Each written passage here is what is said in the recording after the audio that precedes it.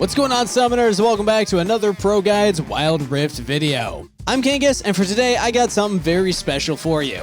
We're talking about motivation and how you can find it to reach anything that you want. Whether it relates to your rank in Wild Rift or anything in life, hit that sub button and let's get right into it. Now, one thing I think we can all agree on is that every one of us loves playing video games, but what makes us strive for more than just casual fun? Competitive drive. Wanting to be the best and distinguishing yourself in a big community would be one potential aspect as to why we're doing it. But there is way more to that than what meets the eye. Motivation is a way deeper and more complex term than people believe. All of us are constantly tackled with expectations and potentially pressure ourselves to reach something that isn't in reach yet. So to all of you that struggle, want to learn, or literally anyone who just wants to gain additional insight into motivation as a concept, that is exactly what we're covering in this video. Now, before we get into it, I want to go over two different types of action that you do on a daily basis: autonomous and controlled. An autonomous act describes an action based on free will and is perceived as such. On the contrary, a controlled action is perceived as forced. To further differentiate between those, it's important to add terms such as intrinsic and extrinsic motivation to the mix. I know that might sound confusing right now, but let's start simple. First, let me ask you a question. Why do you play Wild Rift? Will you be rewarded by another person if you play it, or do you just generally enjoy playing the game? According to psychological literature, there are 3 innate psychological nutriments that are invaluable when it comes to optimal development as a human: connectedness, competence, and autonomy. Every single one of those needs is irreplaceable, and neglecting them leads to severe psychological issues. The human being is a growth-oriented organism, which strives to transform its own psychic elements into a unified sense of self, and thus to integrate itself into a superordinate, larger social structure. Now, hopefully you're already starting to see some interesting aspects here. In contrast to intrinsically motivated actions, extrinsically motivated actions do not occur spontaneously, but instead are influenced by external conditions. But to put that into easier terms, extrinsically motivated actions basically happen because of a social condition or actions outside of your own that motivate you to do something. But beyond this, we can actually differentiate 4 degrees of external determination, and they actually get really interesting when we apply them to Wild Rift games or just games in general. So first up, the lowest degree of external determination looks like this. I study because it gives me a degree. Simple action based on calculation. After that, we have the degree of introjected motivation. The player has incorporated a social norm and does something to avoid negative feelings by not fulfilling this norm. Let's use ELO brackets as a different social system. We've all seen it and heard it, people being bullied for their ELO. Even worse, their value as a human is directly linked to their ELO. It's terrible, it's stupid, but it happens more than you think. Imagine something like this. I played a climb to high ELO because I would feel bad if I didn't. That's a pretty scary mindset and not that healthy. Both external and introjected motivation are externally determined motivation. However, the following 2 degrees, in contrast, are self-determined, but nevertheless still extrinsic in nature. The degree of identifying extrinsic motivation describes a person who recognizes the meaning and importance of an action or behavior, accepts it, and incorporates the value of that behavior as part of the self and identifies with it. So if you're actively going to the gym, it would look like this. I identify the value of exercising regularly for my own health, and therefore, I like to exercise. Health represents an important asset to me, and exercising regularly helps me maintain it. Exercise here serves as an identified means to the end of health. And last but not least comes the integrated degree of extrinsic motivation. I know it's a lot of terminology, but stay with me here and it will apply to Wild Rift. For this, the behavior is instrumentalized and the goal takes precedence over the actual behavior. In this case, external necessities and your own intentions are brought into coherence, and the previous example would look like this.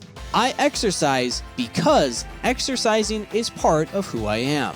Alright, so while you let that point marinate for a little bit, we'll take a quick break for me to remind you to join our Discord in the description down below. After the release of this video, I wouldn't be surprised if people are talking about it from their own perspective, so if you want to join in on that, come check it out.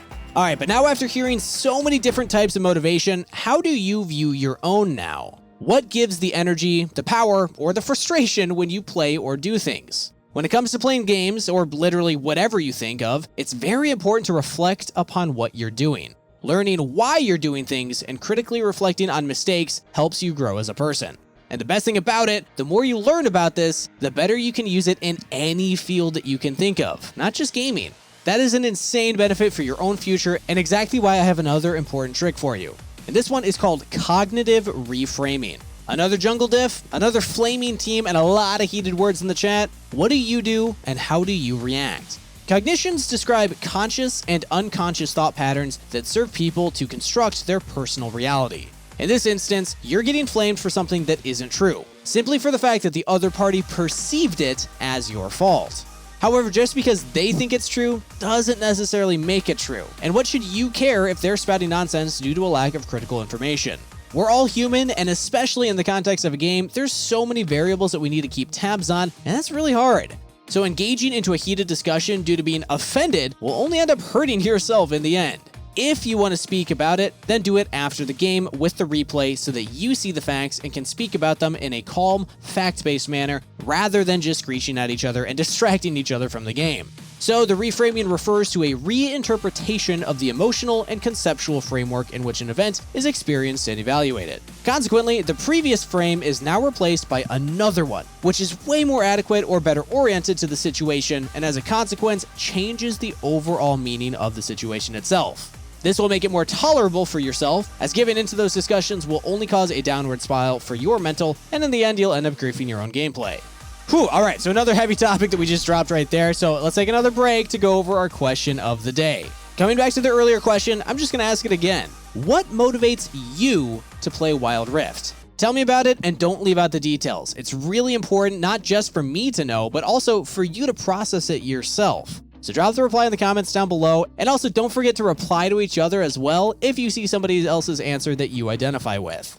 So what can we do with all this stuff about motivation when it comes to learning? It is assumed that successful integration and situationally appropriate use of acquired information can only take place through intensive and personal interest of the individual self with the information.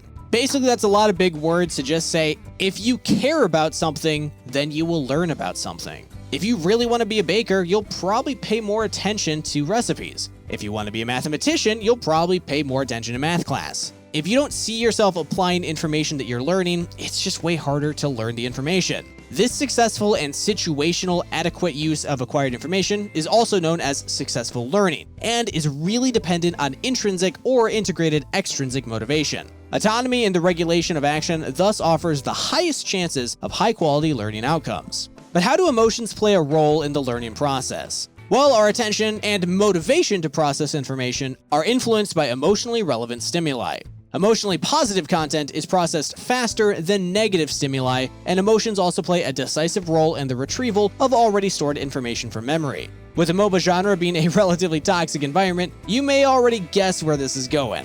A lot of negative memories lead to a lot of issues. Consequently, if you're only doing something because you want to avoid negative side effects, such as feeling bad because you didn't hit a certain elo, you'll face a lot more issues along the way. In psychological studies, there have been findings that suggest the following. I study because I would feel bad if I didn't is a form of motivation that might have a connection to the school or academic failure. And I don't know about you, but I definitely have experienced this one in my own life. Valorand and Bissonnet confirmed this relationship and worked out that autonomous forms of motivation are much less likely to lead to dropping out of school than controlled forms of motivation. Transitioning this idea into the context of Wild Rift, you may see the issue yourself. Climbing for the wrong reasons really can do a number on you, not just for your elo, but also as a person, especially if you're constantly facing setbacks. So to sum it all up for you, according to the self-determination theory, humans are born with an intrinsic desire to explore, understand, and assimilate their environment. Motivation can be described at first sight simply as a certain behavior, which pursues a certain purpose, but the different levels show that motivation is much more differentiated. Each of these levels of motivation has a different influence on learning success and its quality, as these different levels even indicate probabilities in academic success. And not to forget that the social context supports or hinders the development of all three nutriments, so that optimal learning is only possible insofar as the development of the self is not neglected. That was a lot of big words, but really what it means is that motivation has a strong influence on your success in learning. If you want to learn something, you need to be motivated to learn it. and that means you need to have the correct motivation to learn it well. This motivation can be self-determined, but also through external control mechanisms. However, the self-determined motivation offers the highest chance of a high-quality and effective learning process. If you want to learn right, you got to be motivated right. So as a result, go create your own goals and work towards your goals and towards your own growth as a player and a person. Giving strangers' words too much value is dangerous, and you should be aware of that in the future. Nobody's born perfect, and life is a constant process of learning.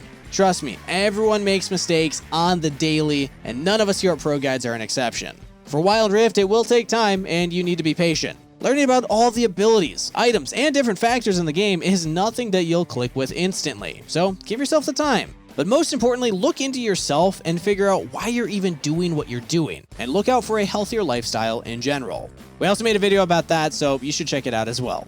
Now, taking all the previous information into account, it's now on you to make the best of it. Be it the creation of your own goals or the reframing of how you view events, be it in-game or in real life, you gotta look out for your own advantages and try to take away something out of everything that happens to you.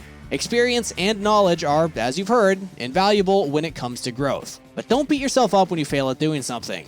In our society, failure is often frowned upon, and everyone is expected to be the shining light that always does its job. However, let me tell you that making mistakes is natural and also very important. No one gets good without messing up. There's something that I always tell the other talent here at ProGuides when I'm helping coach them. It's not about how many mistakes you make, it's about how quickly you bounce back from them. And you can also add on to that what you learn from them. If you consume every piece of information around you and reflect upon it, most of the common mistakes will be taken care of naturally, meaning that you won't make them as you already know what's up.